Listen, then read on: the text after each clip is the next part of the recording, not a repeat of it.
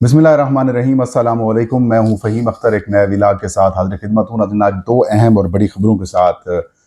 मैं हाज़िर हुआ हूं और आपको अपडेट फ़राहम करूंगा।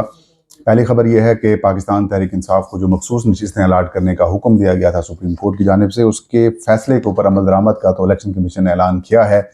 लेकिन अब ताख़ीरी हरबे जो हैं वो शुरू किए जा रहे हैं। इन ताख़ीरी हरबों का मकसद क्या है वो बताएंगे, और ताख़ीरी हरबे हैं क्या। जो फौरी काम करने वाला था वो इलेक्शन कमीशन ने फौरी तौर पर क्यों नहीं किया,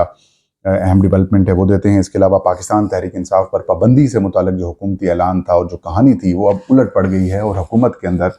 हुकूमती हलकों में फूट की इतलात सामने आ रही हैं। इन तमाम तर सूरत हाल के ऊपर आज हम गुफ्तगू करेंगे। आगाज़ करते हैं। नाज़रीन, सुप्रीम कोर्ट ऑफ पाकिस्तान के फुल कोर्ट ने 12 जुलाई 2024 को फैसला सुनाया, और जो सुन्नी इत्तेहाद कौंसिल की दरख्वास्त थी, जो कि उन्होंने इलेक्शन कमीशन और पेशावर हाई कोर्ट के फैसलों को चैलेंज किया था, उसके ऊपर 8 सुप्रीम कोर्ट के जजेस ने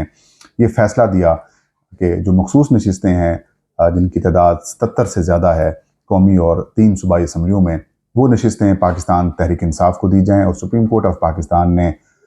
ये एक तारीखी फ़ैसला दिया, क्योंकि सुप्रीम कोर्ट जो है वो मुकम्मल इंसाफ की तरफ चली गई। गो के कानूनी तौर पर अगर आप देखें तो दरख्वास्त सुन्नी इत्तेहाद कौंसिल ने दायर की थी, लेकिन सुन्नी इत्तेहाद कौंसिल एक पाकिस्तान तहरीक इंसाफ के ही वो उम्मीदवार थे, और ये उधर वक़्फ़ भी पाकिस्तान तहरीक इंसाफ भी बाद में फ़रीक बनी, और उसके जो वकील थे सलमान अकरम राजा साहब, उन्होंने भी दलाइल दिए थे। लेकिन वहाँ पर उन्होंने यही कहा था कि तहरीक इंसाफ के ऊपर, क्योंकि इलेक्शन कमीशन ऑफ पाकिस्तान ने इलेक्शन कॉन्टेस्ट करने के हवाले से एक फ़ैसला दिया था कि पीटीआई के पास इंटर पार्टी इंतखाबात नहीं है, तो निशान विदड्रॉ हो गया, तो पीटीआई बतौर सियासी जमात इलेक्शन से आउट हुई। तो सुप्रीम कोर्ट ने कहा कि सुप्रीम इलेक्शन कमीशन ने सुप्रीम कोर्ट के जो इंटर पार्टी इंतखाबात से मुतालिक फ़ैसला था उसकी गलत तशरीह की थी, इसलिए तमाम नशिस्तें सुन्नी इत्तेहाद कौंसिल की बजाय पाकिस्तान तहरीक इंसाफ को दी जाएँ, और जो पीपल्स पार्टी, नून लीग, जमीयत उलमा इस्लाम समेत जो बाकी सियासी जमातों को वो इजाफी मखसूस नशिस्तें दी गई थी, उस फैसले को, इलेक्शन कमीशन के फैसले को कलअदम करार दे दिया और मखसूस नशिस्तें पीटीआई को देने का हुक्म दिया। इस फैसले के ऊपर अभी तक हुकूमत झुंझलाहट का शिकार है। हुकूमती हलके अभी तक परेशान हैं। सुप्रीम कोर्ट ऑफ पाकिस्तान के ऊपर तनकीद की जा रही है। बिलखसूस 8 जो सुप्रीम कोर्ट के जजेस हैं उनको काफ़ी तनकीद का निशाना बनाया जा रहा है, जबकि दूसरी जानिब जो 5 जो मज़ीद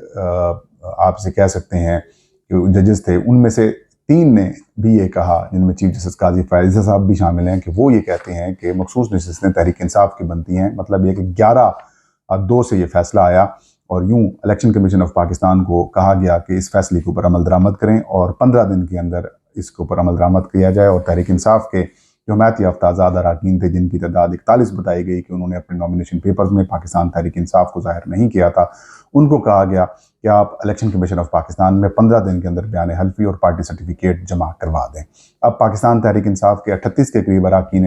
असम्बली जो थे, उन्होंने पाकिस्तान तहरीक इंसाफ में शमूलियत के बयान हल्फी जमा करवा दिए हैं, और साथ में पार्टी टिकट भी, जो सर्टिफिकेट है वो भी जमा करवा दिया गया है। और इसके ऊपर अब इलेक्शन कमीशन ने कहा कि हम इलेक्शन इसकी स्क्रूटनी करेंगे, और स्क्रूटनी में जो नॉमिनेशन पेपर्स के वक्त साइन लिए गए थे और जो एफिडेविट्स में साइन दिए गए हैं उनको मैच किया जाएगा। जो मैच करेंगे फिर उनको एक्सेप्ट किया जाएगा। लेकिन ताख़ीरी हरबे भी शुरू किए जा रहे हैं। इलेक्शन कमीशन ने कल एक एलामिया जारी किया कि 2 रोज़ तक इलेक्शन कमीशन का इजलास हुआ, और इजलास के बाद ये फैसला हुआ कि सुप्रीम कोर्ट के फैसले के ऊपर अमल दरामद होगा। लेकिन साथ में ये भी कहा कि अगर इस अमल दरामद में कहीं कानूनी रुकावट आती है तो जो लॉ विंग, जो लीगल टीम है इलेक्शन कमीशन की, वो इस सारी चीज़ों को आइडेंटिफाई करेगी, और फिर इलेक्शन कमीशन से मुआवनत, इलेक्शन कमीशन जो है वो फिर सुप्रीम कोर्ट ऑफ पाकिस्तान से फिर मुआवनत या फिर रहनुमाई हासिल करेगा। यानी कि इन चैम्बर उन 8 जजेस से रब्ता किया जाएगा कि ये इश्यूज़ दरपेश हैं, फिर हम इसको आइडेंटिफाई करने, इसको रेक्टिफाई या इसको ठीक किया जाए, ताकि फिर रहनुमाई करें ताकि इसकी इम्प्लीमेंटेशन कैसे हो सके। अब कहानी ये है कि इस फैसले के ऊपर, जिस तरीके से मैंने कल व्लॉग में भी बताया था, कि इसकी इम्प्लीमेंटेशन के 2 पहलू हैं। पहला पहलू ये है कि जो मखसूस नशिस्तें जिनका notification supreme court of Pakistan ने पहले ही सस्पेंड करने का हुक्म दिया हुआ था, और इलेक्शन कमीशन ने उसको सस्पेंड भी किया हुआ है, अब उनको डी नोटिफाई करना था। कल जब इलेक्शन कमीशन ने यह हुक्म दे दिया कि इस फैसले के ऊपर इम्प्लीमेंट किया जाएगा, तो फिर इम्प्लीमेंटेशन के साथ ही सबसे पहला काम तो ये होता था कि जो इजाफी मखसूस नशिस्तें चारों सूबाई असम्बलियों में जो 3 सूबाई असम्बलियों और एक कौमी असम्बली के अंदर दी गई थी, पीपल्स पार्टी, नून लीग, पाकिस्तान जमीयत उलमा इस्लाम और जो बाकी सियासी जमातों को, उनको सबसे पहले इन्होंने डी नोटिफाई करना था, लेकिन अभी तक इनको डी नोटिफाई नहीं किया गया। फिर हफ्ता एतवार की जो तातीलात हैं वो आ गई। अब इस मामले को पीर या फिर मंगल तक जो है वो देखा जाएगा, फिर इनको जाके नोटिफाई किया जाएगा। क्यों नहीं किया जा रहा ये मामला? यहाँ पर मुझे एक लतीफ़ा याद आ गया, आपने शायद सुना भी होगा। एक मिरासी था, मिरासी जो गांव पिंड था, उसके चौधरी के पास गया और ये कहा कि मुझे अपने बेटे के लिए आपकी बेटी का रिश्ता जो है वो चाहिए। चौधरी ने जब ये बात सुनी तो उसने जूता उतारा और मिरासी को मारने लग गया। जब चौधरी साहब ने मारा, उसके बाद फिर वो उठा और उसने फिर वही बात की, फिर चौधरी साहब ने उसको मारा। यही बात कोई 2-3 दफ़ा रिपीट हुई। तो तीसरी या चौथी दफ़ा जब ये मामला ख़त्म हुआ मार का, तो फिर चौधरी जो मिरासी था वो उठा, उसने अपना जो मफलर था, चादर थी, वो झाड़ के अपने कंधे के ऊपर चादर रखी और फिर जाते हुए चौधरी को फिर ये कहा कि चौधरी साहब फिर मैं इनकार ही समझा। तो इस वक्त इलेक्शन कमीशन ऑफ पाकिस्तान की भी यही सूरत हाल है। शायद इलेक्शन कमीशन इस उम्मीद में है कि शायद सुप्रीम कोर्ट के अंदर कोई मामला हो जाए, शायद हुकूमत कोई कहानी चला दे, या शायद जो ताकतवर हलके हैं वो इनकी सपोर्ट के अंदर आ जाएं, या फिर वो कोई ना कोई रास्ता दिखा दें, क्योंकि इनकार को समझने के लिए, या फिर इनकार या सुप्रीम कोर्ट के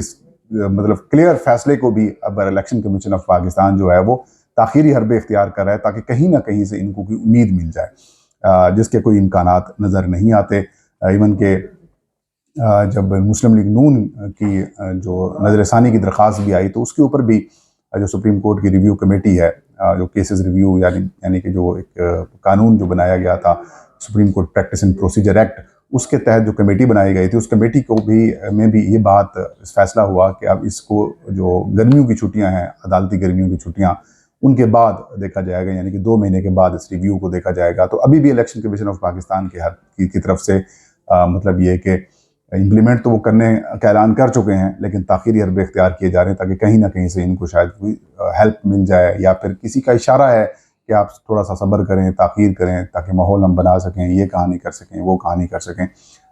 हो सकता है कि हुकूमत की तरफ से ये प्लान किया जा रहा हो कि जो supreme court practice and procedure act है उसको वापस लिया जाए, और उसमें जो 3 रुकनी कमेटी बनाई जाती है वो अब 3 रुकनी नहीं बल्कि चीफ जस्टिस ऑफ पाकिस्तान के पास इख्तियार दोबारा वापस दे दिया जाता है, कि फिर वो अपनी मर्जी से बेंच भी बनाए और फिर अपनी मर्जी से केसेस या फिर जो फैसले हैं, केसेस जो हैं वो उनको मुकर्रर कर सकें, या फिर उनको तय कर सकें कि कौन कौन सुनेगा। लेकिन अभी तक कमीशन की तरफ से ताखीरी हरबे इख्तियार किए जा रही हैं। दूसरी बड़ी और अहम डेवलपमेंट है पाकिस्तान तहरीक इंसाफ के ऊपर, जो वफाकी हुकूमत ने ऐलान किया था कि वो पाबंदी लगाने जा रहे हैं, और मुख्तलिफ वजूहात पेश की थी, जिसके ऊपर मैं मुफस्सल विलाग कर चुका हूँ,